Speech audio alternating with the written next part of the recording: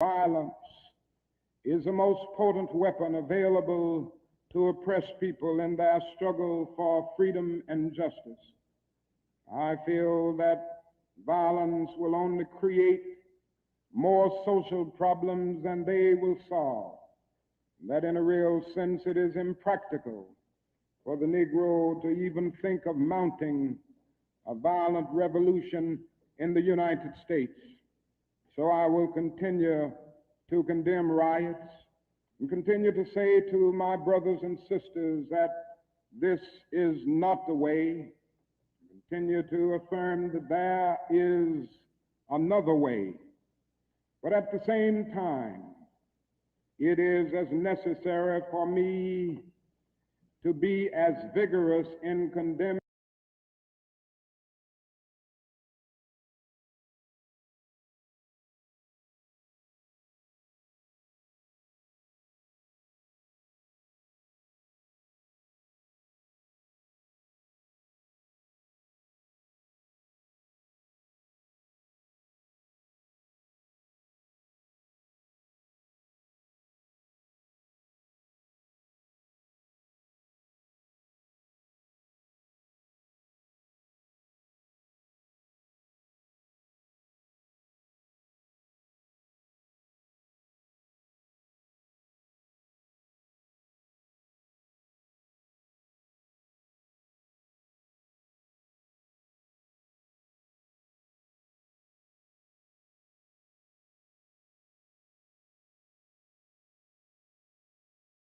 the conditions which cause persons to feel that they must engage in riotous activities as it is for me to condemn riots. I think America must see that riots do not develop out of thin air. Certain conditions continue to exist in our society, which must be condemned.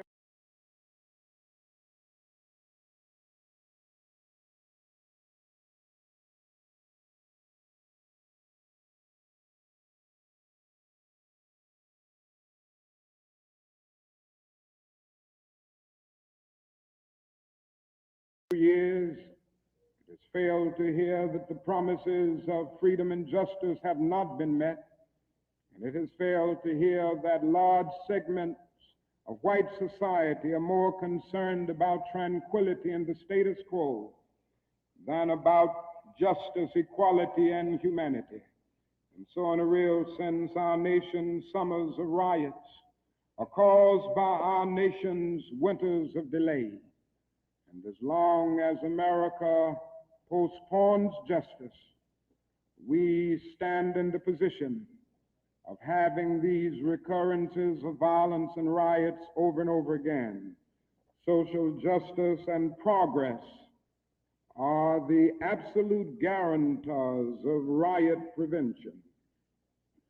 Now, let me go on to say that if we are to deal with all of the problems that I've talked about, if we are to bring America to the point that we have one nation, indivisible, with liberty and justice for all, there are certain things that we must do. The job ahead must be massive and positive. We must develop massive action programs all over the United States of America in order to deal with the problems that I have mentioned. Now, in order to develop these massive action programs, we've got to get rid of one or two false notions that continue to exist in our society. One is the notion that only time can solve the problem of racial injustice. I'm sure you've heard this idea. It is the notion almost that is something in the very flow of time that will miraculously cure all evils. And I've heard this over and over again. There are those, and they're often sincere people, who say to Negroes and their allies in the white community that we should slow up and just be nice and patient and continue to pray, and in 100 or 200 years, the problem will work itself out, because only time can solve the problem. I think that is an answer to that myth, and it is that time is neutral. It can be used either constructively or destructively. And I'm absolutely convinced that the forces of ill will in our nation, the extreme righteous in our nation, have often used time much more effectively than the forces of goodwill. And it may well be that we will have to repent in this generation, not merely for the vitriolic words of the bad people and the violent actions of the bad people, but for the appalling silence and indifference of the good people who sit around and say, wait on time. Somewhere we must come to see that social progress never rolls in on the wheels of inevitability. It comes through the tireless efforts and the persistent work of dedicated individuals, and without this hard work, time itself becomes an ally of the primitive forces of social stagnation. And so we must help time, and we must realize that the time is always right to do right. Now, there's another notion that gets out. It's around everywhere. It's in the South, it's in the North, it's in California, and all over our nation. It's a notion that legislation can't solve the problem. It can't do anything in this area. And those who project this argument contend that you've got to change the heart, and that you can't change the heart through legislation. Now, I would be the first one to say that there is real need for a lot of heart changing in our country, and I believe in changing the heart. I preach about it. I believe in the need for conversion in many instances, and regeneration, to use theological terms. And I would be the first to say that if the race problem in America is to be solved, the white person must treat the Negro right, not merely because the law says it, but because it's natural, because it's right, and because the Negro is his brother. And so I realize that if we are to have a truly integrated society, men and women will have to rise to the majestic heights of being obedient to the unenforceable. But after saying this, let me say another thing which gives the other side, and that is that although it may be true that morality cannot be legislated, behavior can be regulated. Even though it may be true that the law cannot change the heart, it can restrain the heartless. Even though it may be true that the law cannot make a man love me, it can restrain him from lynching me, and I think that's pretty important also. And so while the law may not change the hearts of men, it can and it does change the habits of men. And when you begin to change the habits of men, pretty soon the attitudes will be changed. Pretty soon the hearts will be changed. Now, I'm convinced that we still need strong civil rights legislation. And there's a bill before Congress right now to have a national federal open housing bill, a federal law declaring discrimination in housing unconstitutional, and also a bill to make the administration of justice real all over our country. Now, nobody can doubt the need for this. Nobody can doubt the need if he thinks about the fact that since 1963, some 58 Negroes and white civil rights workers have been brutally murdered in the state of Mississippi alone. Not a single person has been convicted for these dastardly crimes. There have been some indictments, but no one has been convicted. So there is a need for the whole question of the administration of justice.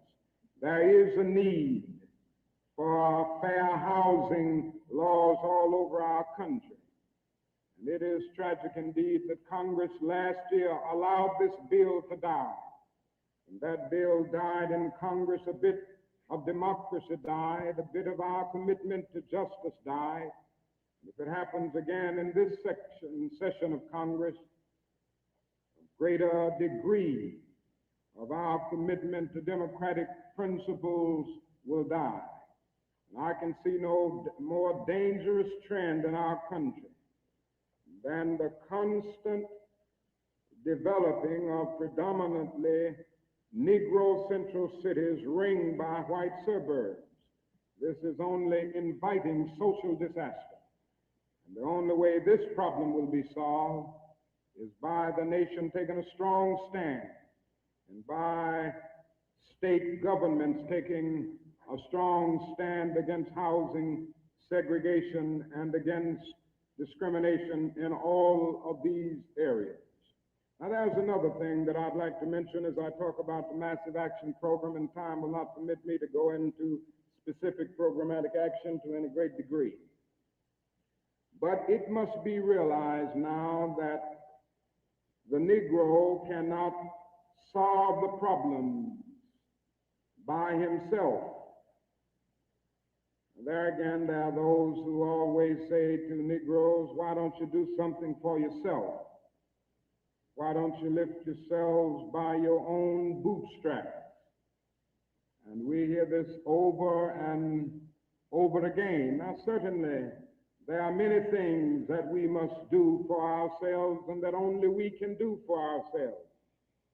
Certainly, we must develop within a sense of dignity and self-respect that nobody else can give us, a sense of manhood, a sense of personhood, a sense of not being ashamed of our heritage, not being ashamed of our color.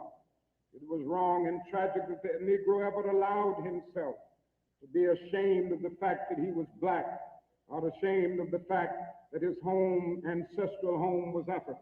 And so there's a great deal that the Negro can do to develop self-respect. There's a great deal that the Negro must do and can do to amass political and economic power within his own community and by using his own resources. And so we must do certain things for ourselves, but this must not negate the fact and cause the nation to overlook the fact that the Negro cannot solve the problem himself. A man was on the plane with me some weeks ago, and he came and talked with me, and he said, the problem, Dr. King, that I see with what you all are doing is that every time I see you and other Negroes, you are protesting, and you aren't doing anything for yourself. He went on to tell me that he was very poor at one time, and he was able to make it by doing something for himself. Why don't you teach your people, he said, to lift themselves by their own bootstraps? And then he went on to say other groups face disadvantages, the Irish, the Italians, and he went down the line. And I said to him that it does not help the Negro, it only deepens his frustration for unfeeling and sensitive people to say to him that other ethnic groups who migrated were immigrants to this country less than 100 years ago or so have gotten beyond him, and he came here some 344 years ago. And I went on to remind him that the Negro came to this country involuntarily in chains, while others came voluntarily. I went on to remind him that no other racial group has been a slave on American soil. I went on to remind him that the other problem that we have faced over the years is that the society placed a stigma on the color of the Negro, on the color of his skin, because he was black. Doors were closed to him that were not closed to other groups. And I'm to say to people that you ought to lift yourself by your own bootstraps, but it is a cruel jest to say to a bootless man that he ought to lift himself by his own bootstraps. The fact is that millions of Negroes, as a result of centuries of denial and neglect, have been left bootless, and they find themselves impoverished aliens in this affluent society. And that is a great deal that the society can and must do if the Negro is to gain the economic security that he needs. Now, one of the answers, it seems to me, is a guaranteed annual income, a guaranteed minimum income for all people and for all families of our country. It seems to me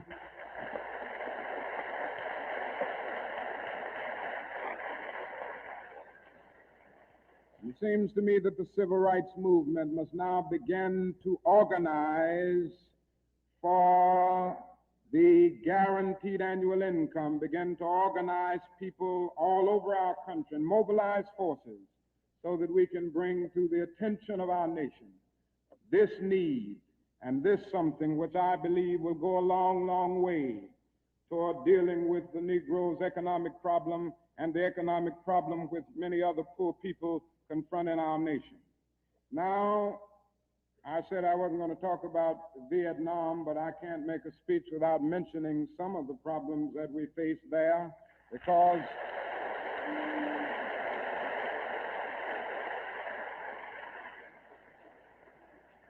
I think this war has diverted attention from civil rights. It has strengthened the forces of reaction in our country and has brought to the forefront the military-industrial complex that even President Eisenhower warned us against at one time. And above all, it is destroying human lives. It's destroying the lives of thousands of the young, promising men of our nation, destroying the lives of little boys and little girls in Vietnam. But one of the greatest things that this war is doing to us in civil rights is that it is allowing the great society to be shot down on the battlefields of Vietnam every day.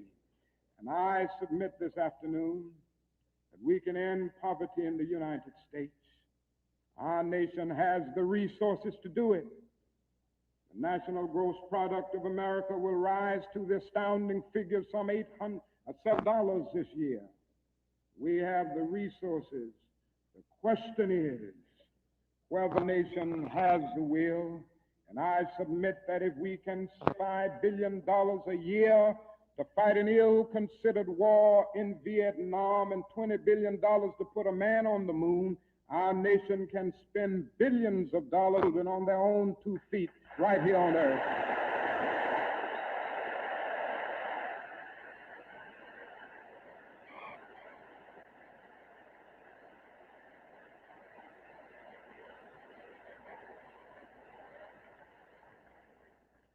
Let me say another thing that's more in the realm of the spirit, I guess.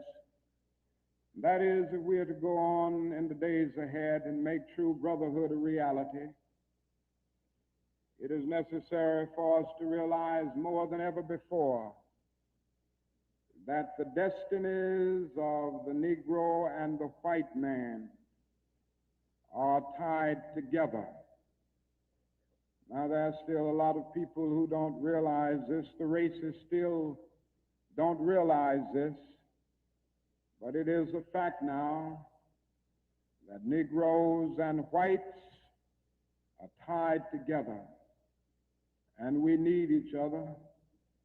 The Negro needs the white man to save him from his fear. The white man needs the Negro to save him from his guilt. We are tied together in so many ways: our language, our music, our cultural patterns, our material prosperity, and even our food are an amalgam of black and white. And so there can be no separate black path to power and fulfillment that does not intersect white roots. There can be no separate white path to power and fulfillment short of social disaster. It does not recognize the need of sharing that power with black aspirations for freedom and justice. We must come to see now that integration is not merely a romantic or aesthetic something where you merely add color to a still predominantly white power structure. Integration must be seen also in political terms where there is shared power. where black men and white men share power together to build a new and a great nation. In a real sense, we're all caught in an inescapable network of mutuality, tied in a single garment of destiny. John Donne placed it years ago in graphic terms: no man is an island entire itself. Every man is a piece of the continent, a part of the main. And he goes on toward the end to say, any man's death diminishes me because I'm involved in mankind. Therefore never sin to know for whom the bell tolls. It tolls for thee. And so we all in the same situation. The salvation of the Negro will mean the salvation of the white man, and the destruction, the life, and of the ongoing progress of the Negro will be the destruction of the ongoing progress of the nation. Now let me say finally that we have difficult days ahead, but I haven't despaired. Somehow I maintain hope in spite of hope, and I've talked about the difficulties and how hard the problems will be as we tackle them. But I want to close by saying this afternoon that I still have faith in the future, and I still believe that these problems can be solved. And so I will not join anyone who will say that we still can't develop a coalition of conscience. I realize and understand the discontent and the agony and the disappointment and even the bitterness of those who feel that whites in America cannot be trusted. And I would be the first to say that there are all too many who are still guided by the racist ethos. And I am still convinced that there are still many white persons of goodwill, and I'm happy to say that I see them every day in the student generation, who cherish democratic principles and justice above principle, and who will stick with the cause of justice and the cause of civil rights and the cause of peace throughout the days ahead. And so I refuse to despair. I think we're going to achieve our freedom, because however much America strays away from the ideals of justice, the goal of America is freedom.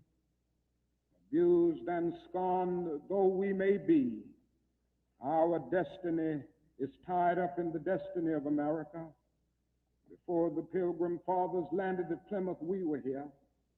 Before Jefferson etched across the pages of history the majestic words of the Declaration of Independence, we were here. Before the beautiful words of the Star-Spangled Banner were written, we were here. And for more than 2 centuries, our forebears labored here without wages. They made cotton king. They built the homes of their masters in the midst of the most humiliating and oppressive conditions. And yet out of a bottomless vitality, they continued to grow and develop. And I say that if the inexpressible cruelties of slavery couldn't stop us, the opposition that we now face, including the so-called white backlash, will surely fail. We're going to win our freedom, because both the sacred head of our nation and the eternal will of the Almighty God are embodied in our echoing demands. And so I can still sing, we shall overcome.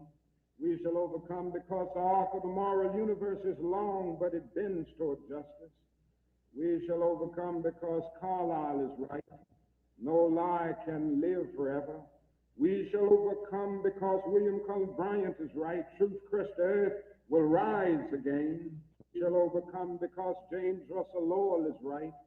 Truth forever on the scaffold, wrong forever on the throne. Yet that scaffold sways the future. With faith, we will be able to hew out of the mounting of despair a stone of hope.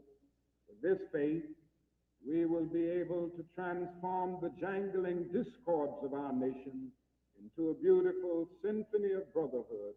With this faith, we will be able to speed up the day when all of God's children, black men and white men, Jews and Gentiles, Protestants and Catholics will be able to join hands and live together as brothers and sisters all over this great nation. That will be a great day. That will be a great tomorrow.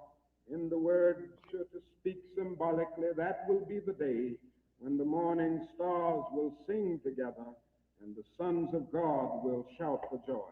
Thank you.